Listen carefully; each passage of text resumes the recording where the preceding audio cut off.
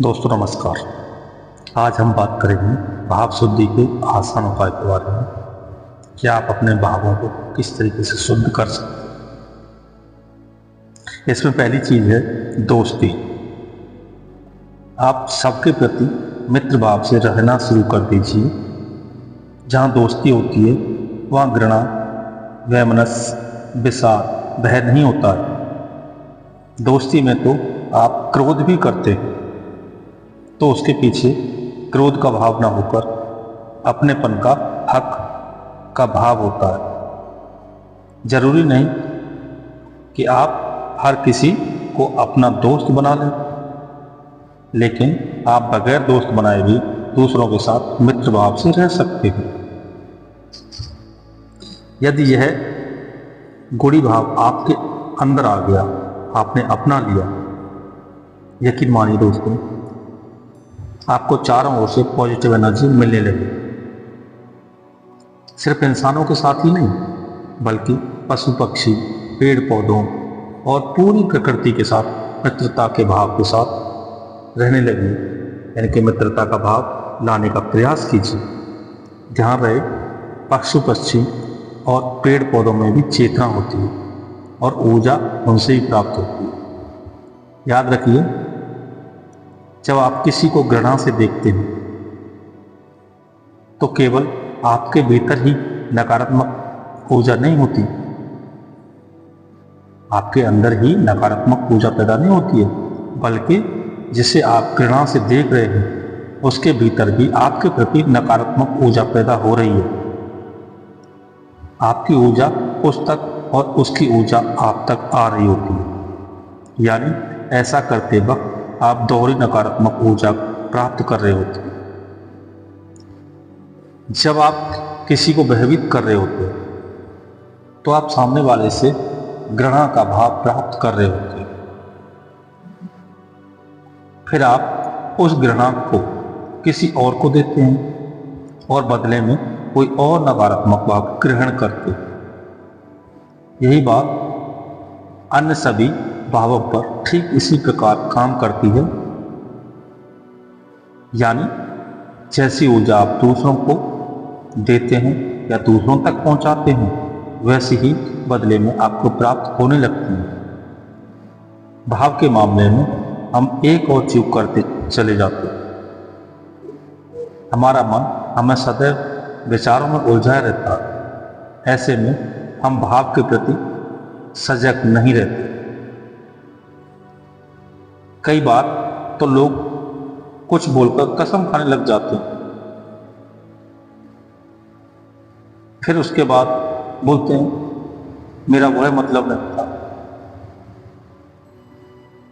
ऐसे लोग सोचें, अरे भाई, पहले तो आपने जो मुंह से कुछ ही बोल दिया, नाप शनाप जो भी निकल रहा है, उसके बाद में कसम खा रहे हैं, फिर बोल रहे हैं मेरा मतलब वह नहीं था।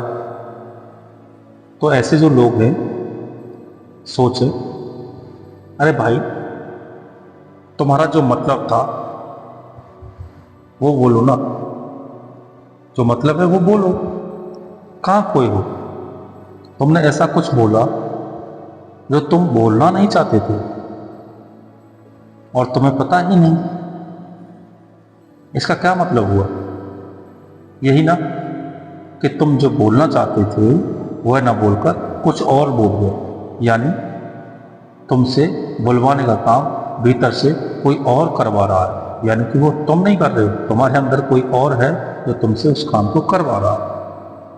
समझिए, आखिर ऐसा होता क्यों है? असल में अनजाने में ही हम अपने भीतर के भावों के विपरीत भाषा उपयोग करने का इतना अभ्यास कर चुके होते हैं कि एक सीमा के बाद हमारा चेतन मन उसी को सीखकर वैसे ही काम करने लगता है। यानी कि वैसे ही काम करने लगता है जो हमने सीखी होती। ऐसी सूरत में ये होता है इस तरीके से कि हम बोलना कुछ चाहते हैं और मुंह से कुछ और निकलता है। इसके पीछे भी कारण भाव और भाषा के बीच फर्क होना होता है।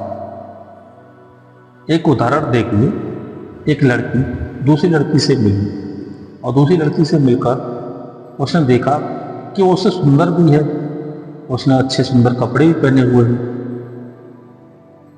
ठीक है, जो काफ़ी अच्छी खासी खूबसूरत है, सुंदर लग रही है। और उसे देखकर वो जो लड़की है दूसरी वाली लड़की से बोलती है, you are looking very beautiful. लेकिन हो सकता है कि उस वक्त उसके भीतर भाव कुछ और हो, संभव है उसके भीतर जलन का भाव हो। बोल तो दिया उसने, और भाव उसके अंदर जो उत्पन्न हो रहे हैं, यानी हमारे अंदर जो भाव कुछ और हो रहे होते हैं और सामने वाले को बोल कुछ और रहे होते हैं। जैसे हम सामने वाले को, कोई हमारा आ गया सामने सामने, उसको नमस्कार तो किया, मगर अंदर से भाव क्या उठ रहे हैं वो तो आप ही जानो ना। तो यही है भाव का कारण। जैसे इस लड़की ने जो अभी हमने बताया कि सामने वाली लड़की से बोल तो दिया उसने, you are looking very beautiful, मगर उसके अंदर से एक भाव उठ रहा था जलन का, ठीक है। अब उसे मुंह से ही भले दूसरी लड़की की तारीफ कर दी, लेकिन उस लड़की तक भाव किसका गया? जलन का। बदले में उस लड़की ने भी थैंक्स बोल दिया, लेकिन उसके भीतर से भी जो भाव निकला होगा वह नकारात्मक ही होगा। पूजा चाहे नकारात्मक हो चाहे सकारात्मक, उसके आदान प्रदान में पल भी नहीं लगता है। इसी उदाहरण को लेकर थोड़ा और आगे सोचते हैं, फिर देखिए कि एक नकारात्मक भाव किसी को कहां से कहां तक ले जा सकता है और अंत में उसके क्या परिणाम आ सकते हैं। कल्पना करिए कि इस लड़की के मन में जलन के साथ ही यह इच्छा भी पैदा हुई कि अगर उसके पास भी पैसे हों, अच्छे कपड़े हों, तो वह भी सुंदर दिखेगी, वह भी सुंदर लगेगी, लेकिन पैसे नहीं हैं। अब कपड़े हासिल करने के तरीके ढूंढने लग गई। इसी पीरियड में, यानी इसी टाइम में, इसी के चलते हुए कोई उनको लड़का मिल गया जो गिफ्ट देने लगा, उसे लगाव हो गया जिसे वह प्रेम समझने लगे। फिर उसने दिल तोड़ दिया, लड़की को डिप्रेशन शुरू, आत्महत्या तक के विचार उठने लग जाते हैं। आत्महत्या तक के विचार उठने लग जाए। फिर कोई और मिला जो वास्तव में अच्छा था, लेकिन अब इस पर भी भरोसा नहीं करती है, तो यह भी निकल जाता है। अब चिड़चिड़ापन शुरू हो जाता है, क्रोध आने लगता है, कोई बुरा मान गया, अपने भी दूर हो गए, सब बुरे लगने लग जाते हैं,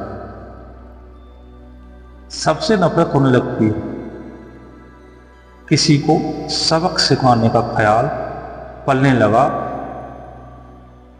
यानी कि किसी को सबक सिखाने का ख्याल पलने लग जाता है।